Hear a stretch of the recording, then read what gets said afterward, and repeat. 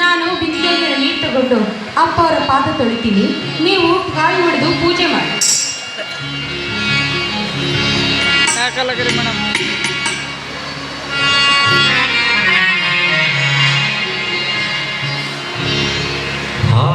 ಕೂಡ ಶ್ರೀ ಶರಣಗೆ ನಾವಿಸುವೆ ಆನಂದ ಈಶ್ವರಗೆ ನಾವಿಸುವೆ ಹೃದಯಗಳೋ ಬಂದ ಜಂಗಮ ಸೇವೆಯೇ ಹೃದಯಗಳೋ ಬಂದ ಜಂಗಮ ಸೇವೆಯೇ ಆನಂದ ಈಶ್ವರಗೆ ನಾವಿಸುವೆ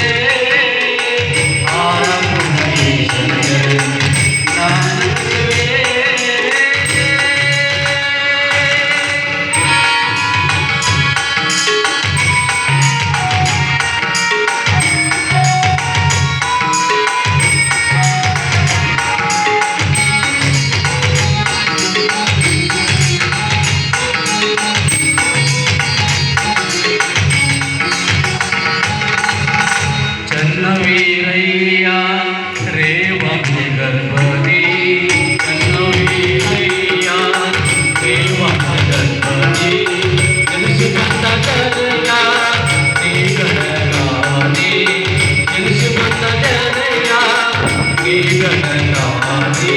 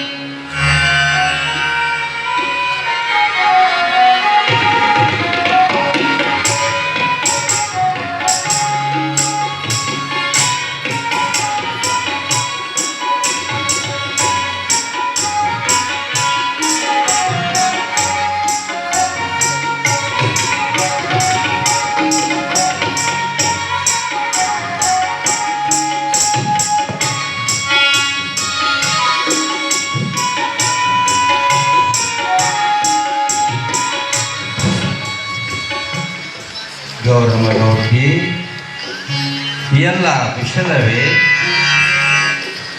ನಿನ್ನ ಹೃದಯ ಭೂಮಿ ಹಸನಾಗಿದೆ, ವ್ಯಸನ ಅಳಿದಿದೆ. ನೀನಿಲ್ಲೇ ಮನೆಯಲ್ಲೇ ಕುಳಿತುಕೊಂಡರು ಚಿಂತನಶೀಲ ವಿಚಾರಗಳು ಬಹಳ ಉನ್ನತ ಮಟ್ಟದ್ದಾಗ್ಯವ. ನಮ್ಮ ಕಲ್ಯಾಣ ನಾಡಿನ ಶರಣರ ಜೀವನ ಚರಿತ್ರೆ ಆಗಲಿ, ಇಲ್ಲ ಸಗರ ನಾಡಿನ ಶರಣರ ಜೀವನ ಚರಿತ್ರೆ ಆಗಲಿ, ಇಲ್ಲ ನಮ್ಮ ಕರ್ನಾಟಕದ ಶರಣರ ಶಿವಯೋಗಿಗಳ ಜೀವನ ಚರಿತ್ರೆ ಆಗಲಿ, ಕುಳಿತಲ್ಲೇ ತಿಳಿದುಕೊಂಡಿರುವ ನಿನ್ನ ನಿಶಿತ ಮತಿಗೆ ನಾವು ಶುಭಾಶೀರ್ವಾದ ಕೋರಿ ಧನ್ಯವಾದ ಅರ್ಪಿಸುತ್ತೇವೆ. ಹೆಸರಿಗೆ ತಕ್ಕಂತೆ ಗೌರಮ್ಮನೇ ಆಗಿರುವಿ. ಹೌದಪ್ಪ, ನೀವು ಹೇಳ್ದಂಗ ನಮ್ಮ ಕಲ್ಯಾಣ ನಾಡಿದ ಎಲ್ಲ ಶರಣರ ಚರಿತ್ರೆಯನ್ನ ತಿಳ್ಕೊಂಡ್ರಿ. ಓಣ್ಯಾಗಿನ ಹೆಣ್ಮಕ್ಳಿಗೆಲ್ಲ ಗೌರಿ ಪದ, ಗಂಗಮ್ಮ ಪದ ಎಲ್ಲ ಹೇಳ್ಕೊಡ್ತಾಳ್ರಿ. ನಮ್ಮ ನಾಡಿನ ಮಹಿಳೆಯರಲ್ಲಿ, ತಾಯಂದಿರಲ್ಲಿ ಇಂತಹ ಸದ್ಭಾವನೆಗಳು ಉಗಮಿಸಿದಾಗ ಸಸ್ಯ ಶ್ಯಾಮಲೆಯಾಗಿ ಕಾಣುತ್ತವೆ. ಭೇದ ಭಾವಗಳು ಹೇಳ ಹೆಸರಿಲ್ದಂಗ ಹೋಗುತ್ತಾವ. ಬಿಡಿಯಾಗಿದ್ದಾಗ ಅದಕ್ಕೆ ಯಾವುದೇ ಬೆಲೆ ಬರುವುದಿಲ್ಲ. ಅದ ಇಡಿಯಾಗಿದ್ದಾಗ ಅದಕ್ಕೊಂದು ಬೆಲೆ ಬರುತ್ತದ, ನೆಲೆ ಸಿಗ್ತದ. ಎಲ್ಲರೂ ಕೂಡಿದಾಗ ಕೂಡಲ ಸಂಗಮ ಆಗ್ತದ, ಕೂಡಲ ಸಂಗಮ ಆಗ್ತದ. ಅಲ್ಲಿ ಒಳ್ಳೆಯ ವಿಚಾರಗಳು ಹುಟ್ಟುಕೊಳ್ತಾವ. ಹೌದ್ರಿ ಅಪ್ಪ, ನನಗ ನಿಮ್ಮ ಹೆಸರು ಹೇಳೋದು ಅಂದ್ರ ಉಳಿದಕ್ಕಿಂತ ಹೆಚ್ಚಿಗೆ ಆನಂದ ತರ್ತೈತ್ರಿ ಅಪ್ಪ. ಈ ಲೋಕದ ಜನರನ್ನ ಉದ್ಧಾರ ಮಾಡೋದಕ್ಕೆ ಬಂದಿರುವ ದೇವರಪ್ಪ ನೀವು. ರಂಜನವನ್ನೇ ದಾಟಿದ ನಿರಂಜನಲ್ಲಿ ಅಪ್ಪ, ಹಳ್ಳಿಗೆ ಏಕರಾತ್ರಿ, ಪಟ್ಟಣಕ್ಕೆ ಪಂಚರಾತ್ರಿ ಅಂತ ಹೇಳಿದ್ದು ಈ ಹಳ್ಳಿಯ ಜನ ಸಮುದಾಯವನ್ನು ಉದ್ಧಾರ ಮಾಡಲು ಬಂದಿರುವ ನಿಜಕ್ಕೂ ನೀವು ಶಿವನ ಸಾಕ್ಷಾತ್ ಗೌರಮ್ಮ ಗೌಡ್ತಿ, ನೀನೇನೋ ಕೇಳಬೇಕಂತ ಮನಸ್ಸಿನಾಗ ಮಾಡಿರ್ವಿ ಇಲ್ಲ? ಕೇಳು ಕೇಳು, ಕೇಳಿ ನೆನೆ ಹಗಲು ಮಾಡ್ಕೋ. ಇಲ್ಲ ಅಂದ್ರ ಅದು ಮುಂದೆ ನಿನಗ ಪ್ರಶ್ನೆಯಾಗಿ ಕಾಡ್ತದ. ಹೌದ್ರಿ ಅಪ್ಪ. ಯಪ್ಪ, ಹಾರಕೂಡದ ಮಠಕ್ಕ ಬಾಳೆಹಳ್ಳಿ ಶಾಖಾಪುರದ ಮಠ ಅಂತಾರ, ಅದು ಯಾಕ್ರಿ? ಹಳ್ಳಿ ಅಂದ್ರ ಚಿಕ್ಕಮಗಳೂರು ಬಲ್ಲಿ ಬಾಳೆಹೊನ್ನೂರು ಅಂತ ಒಂದು ಪುಣ್ಯ ಸ್ಥಳ ಅದ. ಅದು ಮಲೆನಾಡ ನಮ್ಮ ವೀರ ಶೈವ ಮೂಲ ಪುರುಷರಾದ ಮಹಾತ್ಮಾದಿ ಜಗದಾದಿ ಜಗದ್ಗುರು ರೇವಣಸಿದ್ದೇಶ್ವರರು ಬಾಳೆಹೊನ್ನೂರಿನಾಗ ರಂಭಾಪುರಿ ಪೀಠ ಅಂತ ಒಂದು ಪೀಠ ಸ್ಥಾಪನೆ ಮಾಡ್ಯಾರವ. ಏನವ ಇಂಥವು 5 ಪೀಠಗಳದಾವ.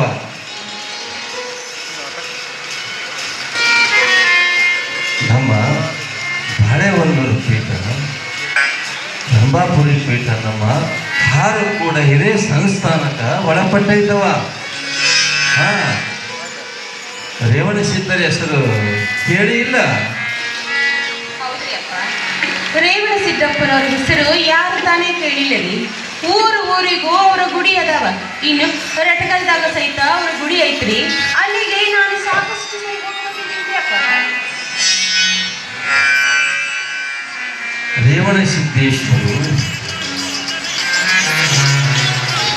ನಮ್ಮ ರೇವಣಸಿದ್ದೇಶ್ವರ ಜಗದ್ಗುರುಗಳು ನಮ್ಮ ಪೀಠದ ವಂಶ ಪರಂಪರೆಯ ಒಬ್ಬ ಮಹಾತ್ಮರೇನವ.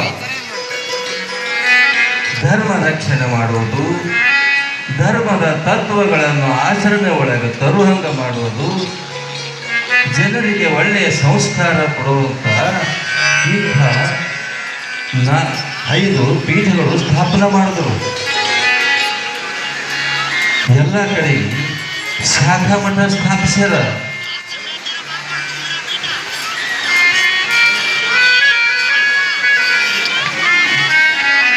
ಹೌದ್ರಿ ಅಪ್ಪ, ನೀವು ಹೇಳೋ ಮಾತು ನಿಜ ಐತಿ.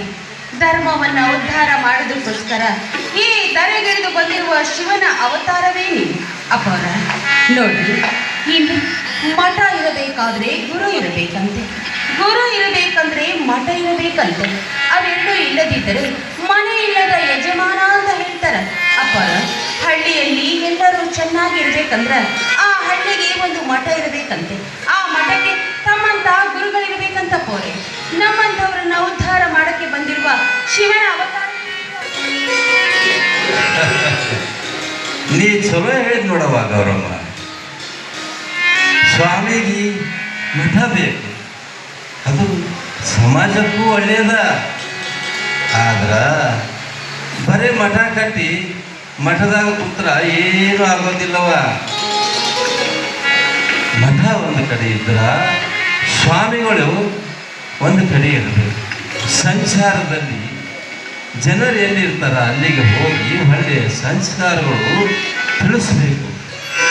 ಭಕ್ತರು ಎಲ್ಲಿರುತ್ತಾರ ಭಕ್ತರಲ್ಲಿ ಹೋಗಿ ತತ್ವದ ವಿಚಾರಗಳು ತಿಳಿಸಬೇಕು. ಅಂದಾಗ ಆ ಮಠಕ್ಕೂ ಆ ಸ್ವಾಮಿಗೂ ಒಂದು ಸಾರ್ಥಕತೆ ಬರುತ್ತದೆ ನೋಡುವ. ಹೌದ್ರಿ ಅಪ್ಪ, ಈಗ ನೀವು ಹೇಳಿದ್ದು ನನಗೆ ಅರ್ಥ ಆಯ್ತು ಅಪ್ಪ. ಮಹಾಪುರುಷರು ಅಪ್ಪವರು. ಇನ್ನು ನಮ್ಮಂಥ ಹಳ್ಳಿಗೆ ಬಂದು ನಮ್ಮಂಥ ಜನಸಮೂಹವನ್ನ ಉದ್ಧಾರ ಮಾಡ್ತಾ ಇದ್ದೀರಾ. ಹಾರಕೂಡದಲ್ಲಿ ಮಠ ಇದ್ರೂ ಕೂಡ ನೀವು ಮಾತ್ರ ಎಲ್ಲ ಹಳ್ಳಿಗಳಿಗೂ ಬರ್ತಾ ಇದ್ದೀರಾ, ಎಲ್ಲ ಜನರಿಗೂ ದರ್ಶನವನ್ನು ಕೊಡ್ತಾ ಇದ್ದೀರಾ. ನಿಜಕ್ಕೂ ನಮ್ಮಂಥವ್ರನ್ನ ಉದ್ಧಾರ ಮಾಡಲು ಬಂದಿರುವ ಧರ್ಮದ ಗುರು ಗೌರಮ್ಮ, ಅದಿರ್ಲಿಯವ, ನೀನೇನೋ ಅಂತಿದ್ದೀಯಲ್ಲ, ನಮ್ಮಪ್ಪ ಎಲ್ಲಿ ಹೋದ್ರು ಒಂದು ಪವಾಡ ಮಾಡ್ತಾರ ಅಂತ. ಆದ್ರೆ ಇಲ್ಲಿ ಒಂದು ಪವಾಡ ಯಾಕೆ ಮಾಡಬಾರ್ದು ಅಂತ ಅನ್ಕೊಂಡಿದ್ದಿಲ್ಲ. ಹುಚ್ಚಿ, ಹಾವಿಗೆ ಚಳಿಗೆ ಯಾರ ಪವಾಡ ಅಂತಾರ?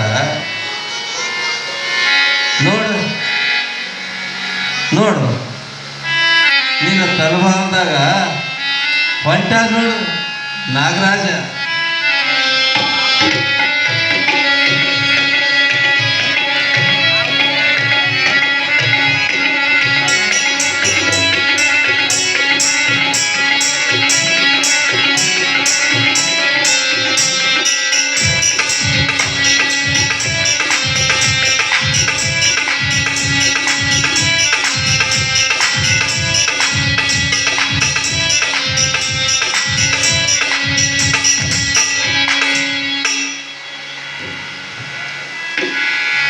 ಯಾರು ಹೊಡಿಬೇಡ್ರಪ್ಪ, ಅದ್ರ ಮ್ಯಾಲ ಕಂಬಳಿ ಹಾಕ್ರಿ. ಭೀಮರೆಡ್ಡಿ, ಕಂಬಳಿ ಹಾಕು, ಈ ಕಡೆ ತಂದು ಝಾಡ್ಸು. ಭೀಮರೆಡ್ಡಿ, ಈ ಕಡೆ ತಂದು ಝಾಡ್ಸು.